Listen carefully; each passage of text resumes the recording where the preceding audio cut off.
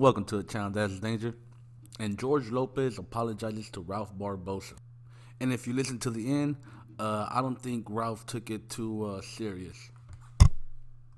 He's like nice. I'm telling you, the dude called me after that whole thing. He said whatever. I wasn't mad when he said it. Yeah. Cause like I'm telling you, I have like a whole lot of respect for him still. I'm not when he said it, I'm not like, what the fuck, like hurt about it. But I also wasn't like, oh yeah, who cares? It just was like, it's a fucking podcast. You're talking shit. Like, yeah. So what if he said it? You know what I mean? Like, he doesn't know me, so like, it's his. He knows you, my boy. But it's his podcast. Like, You don't say I don't know somebody 5 times unless you know. Unless you know. But yeah, he called me and he was like super cool. I was kind of like starstruck by it, to be honest, because I wasn't expecting it. But How did he call it? Was he like? No. Tell me about the call. What He happened? was just like, he's like, hey, Ralph, this is George, man, George Lopez. I was like, I wanted to call and apologize. And my first words was like, what the fuck?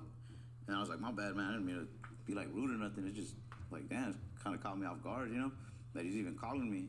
And he was just like, yeah, man. He's like, I was kind of like in the heat of the moment with her, just kind of shooting the shit with Trevino and kind of fired up about it. But I didn't mean to like talk badly about you or anything like that. Like just kind of talking shit, you know? Like, but I apologize. I was like, you didn't have to, man. I was like, I appreciate that a lot. Like, you really didn't have to, you know? It's not like bugging me like that. He was like, no.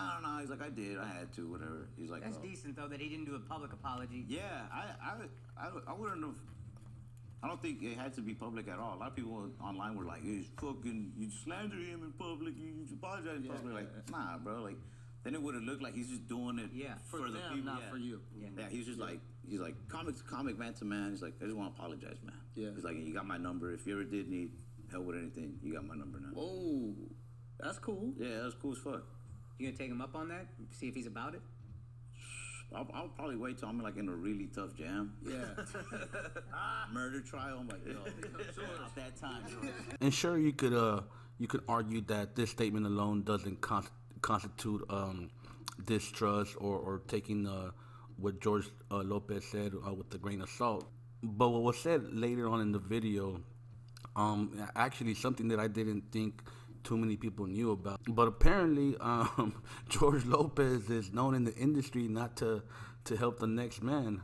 Probably not even just Mexican, just the next man in general. Let's listen to what Ralph had to say, and also what another one of the hosts of the podcast has to say to I guess make the connections. I do know, like, at the beginning of that podcast, they were talking about Paul Rodriguez, I think. Oh, yeah. He had like some beef with Paul Rodriguez. I don't know what it was. I think they got into it over a joke. I think they fought at the Laugh Factory.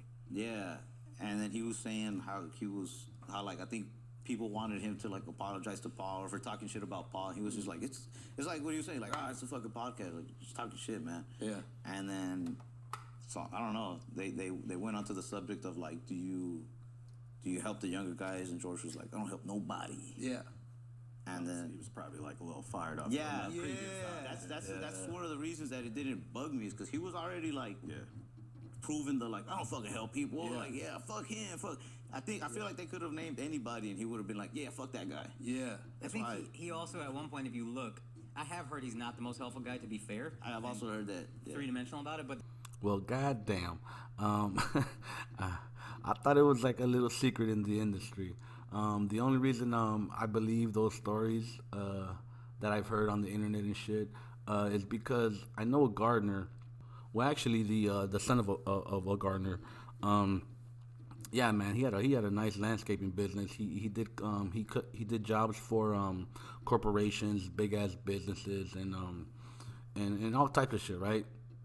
And one night, this guy, I went to his house. And they live in Hacienda Heights up in the little hills, 5 bedrooms, big ass fucking lot. He was actually the supervisor at a job that I worked for with him. But anyways, we were watching George Lopez. I don't know if it was a stand-up comedy or his show.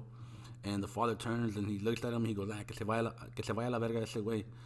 And we're like, what the fuck? What's going on here?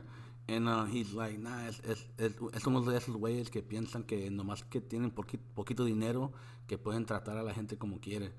And we're like, what the fuck? And he went on and he was talking about that he mistreats the landscapers at his house.